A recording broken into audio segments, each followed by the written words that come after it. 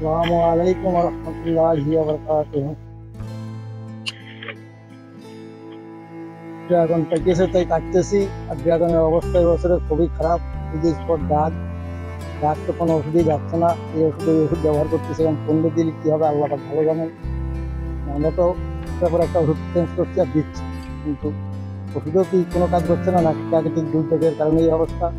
আমরাও তো কোনো ভেবে চিন্তে প্ল্যান পাচ্ছি, ঠিক আছে। ওষুধই মান কম, তাও তো কোনো বুঝতে পারছি না।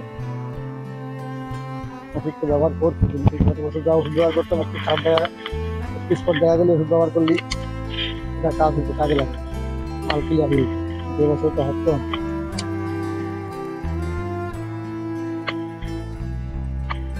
দেশি মালটাই সমস্যা বেশি, হাইব্রিডটা একটু কম। হাইব্রিডটা এমনি একটু সাইজ হয়, হালকা একটু ওষুধ দিয়ে ভিটামিন দেওয়া পরে ওইটাই 250-300 গ্রাম ওজন হয়ে যায়।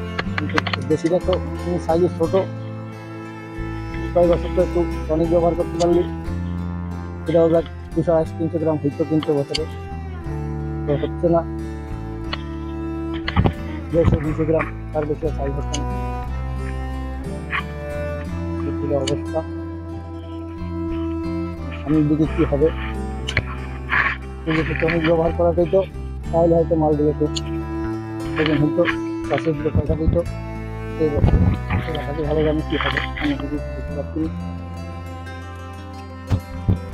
এই ছিল অবস্থা আমাদের। দামটা, মালের এই অবস্থায় তো দাম কম হবেই, যেটা একটু ভালো সেইটা 120-130 টাকা, তার উপরে বাজার নেই। আর এগুলা দামটাকে দাম দেয় 50 টাকা 60 টাকা, কিছু 20-30 টাকা বিক্রি করা লাগে। চাষিদের এবছরে খুবই দুরবস্থা। অবস্থা হলে চাষি কিভাবে চাষ করবে আর কিভাবে কি করবে, এই ছিল অবস্থা। এখন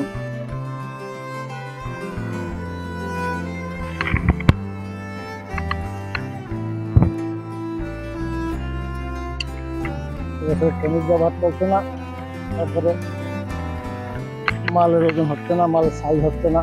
শ্রমিকটা ব্যবহার করতে পারলে আবার মালটা তো ওজন হইতো, সাইজ হইতো, তাহলে একটা হয়তো পয়সা এগিয়ে এবছর তো সেটাও হচ্ছে না।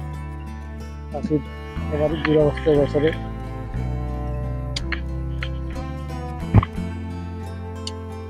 এই যে মালের কি অবস্থা, এগুলো কি অবস্থা হলে মালিক চাষি বাসে।